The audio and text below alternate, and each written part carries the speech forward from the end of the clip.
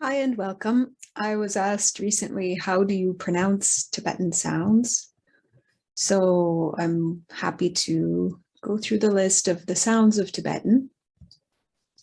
So when you come across prayers and other written texts, it will be a little bit easier to follow and know what you're supposed to say. Although, of course, listening by ear is a great way to learn if you have the time and you have a good ear for pronunciation. So let's have a quick look just using the English alphabet. We will deal with the Tibetan alphabet another day. But the sounds of Tibetan. So A.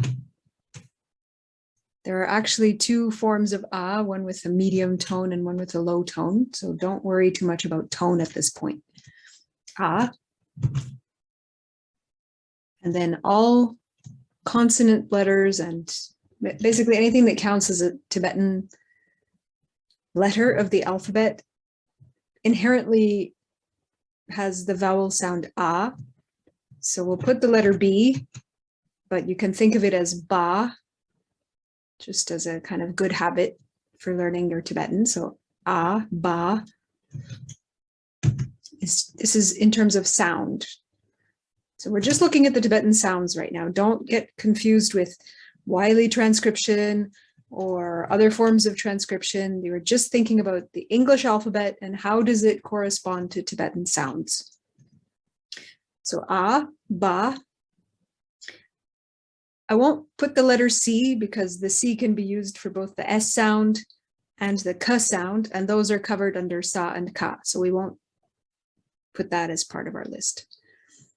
So the next kind of logical sound that in Tibetan you're going to hear a lot is ch or cha.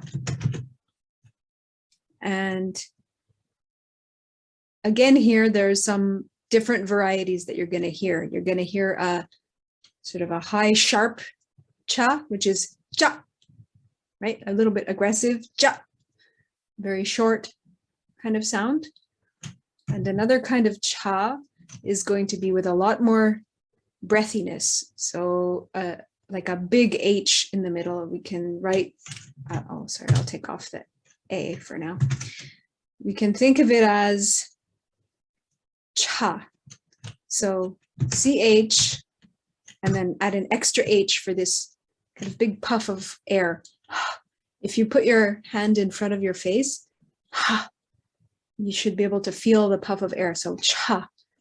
Try saying cha, no air, and cha. You should feel the air from your mouth hitting your hand on the second one. So try that now. Cha, cha. I hope you hear the difference and feel the difference on your hand. Hold on, I'm just going to turn off my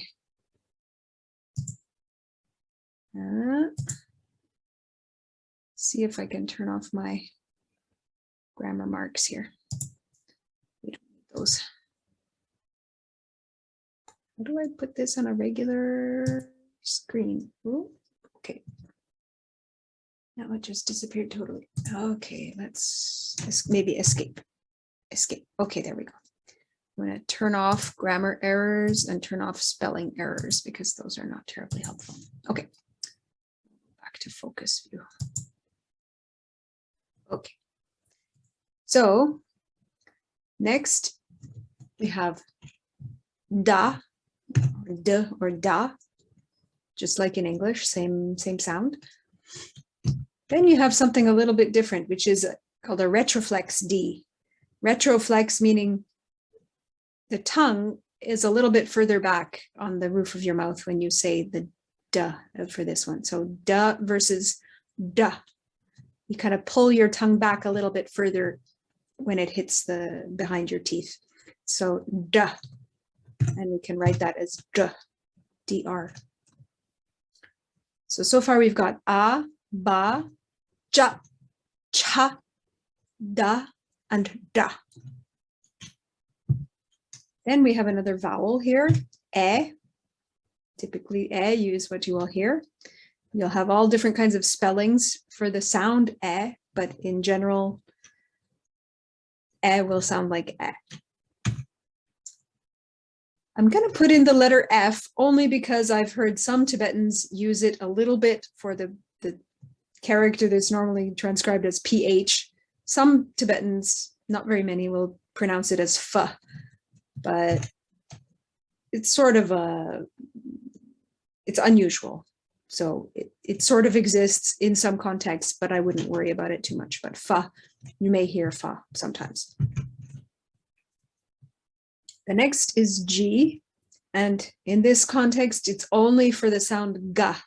So ga, we're only looking at the ga sound for this.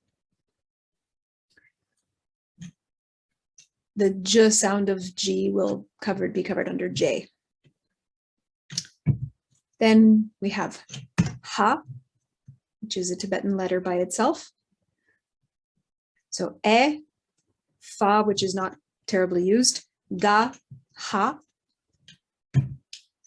e for the letter I, e, or sometimes you'll hear it as sort of a schwa sound for some words, like d, which is the female yak. Then we have j or ja, and in general, ja is ja, same as in English.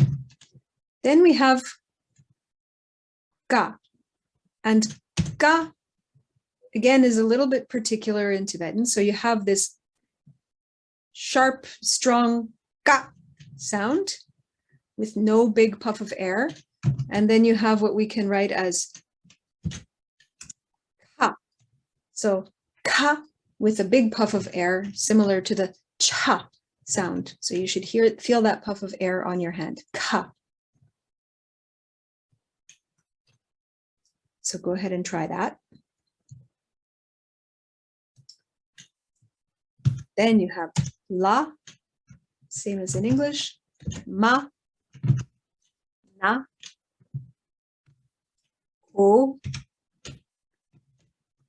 And again, this unusual pairing. We have the the unaspirated P, pa, this kind of strong, sharp pa sound. Then you have the pa sound, which is much more the way that we typically use it in North American English anyway. So pa, pa, that's the difference in the two sounds. Then you have ra. So it's not quite like we say in English, ra. It's a little bit more, I don't know, there's a bit more friction in there somehow. If you don't manage to reproduce it perfectly, no big problem. But you will probably hear it mainly as ra, which is a little bit maybe like the Czech ra that has a hashek on it. Anyway, it's a little bit almost between an R and a J sound that you'll typically find people pronouncing it. Ra. Or maybe like a ZH sound almost in there. Ra. But if you say ra, people will understand. Next, we have sa, normal sa sound. Then again, we have this pairing. We have the ta and the ta. So in English, pretty much you hear ta, but in Tibetan, you can also have ta, and it makes a difference. Then on top of that, we have a retroflex form of ta. So you pull your tongue back a little bit more, like you did with the da and the da. Now you do it with the T. So ta and da. Da, da. So we can write that as TR.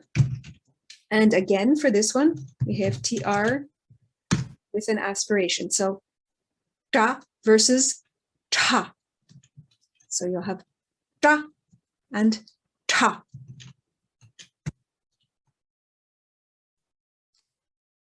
We'll put the letter U, which is U.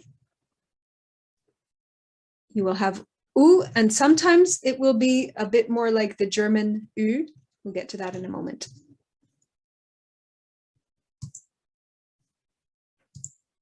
But here it's just regular U sound. Then we have Wa. There is a Wa, and there are a few different spellings for Wa. Then we have Ya, also just a Tibetan letter by itself, and Za. Which brings me to the fact that we missed one sound, which is not quite listed here. We can put that with the D, I guess, because we have very common is the za. Za. So a combination of DZ, like in the English word ads, if you know ads, okay. Za. And same thing for the T. We have another variation of T, which is za.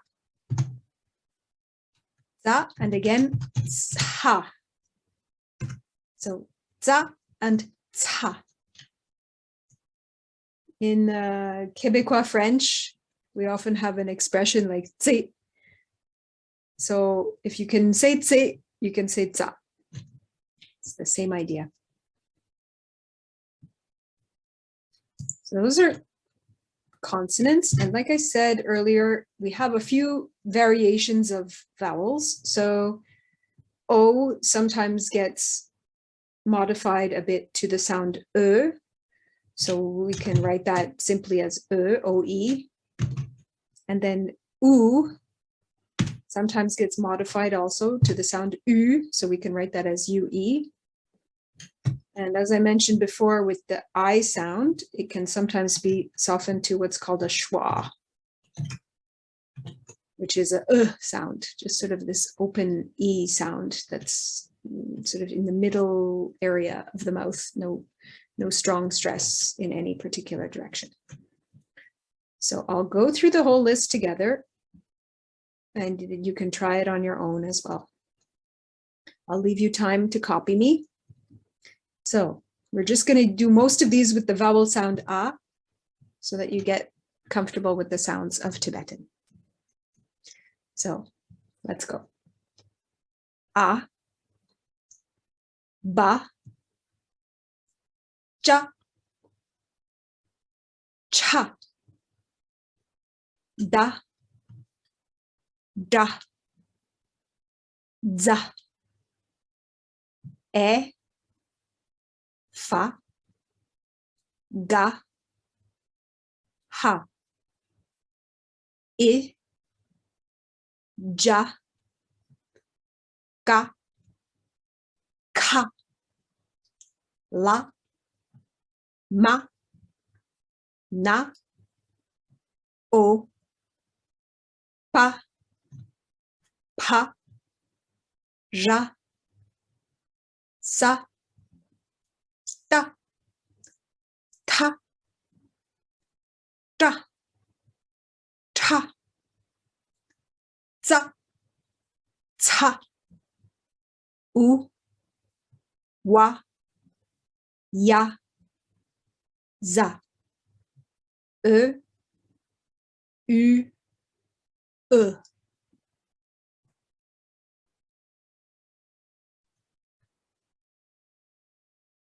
I hope you found that useful. Please listen again and practice if you need to.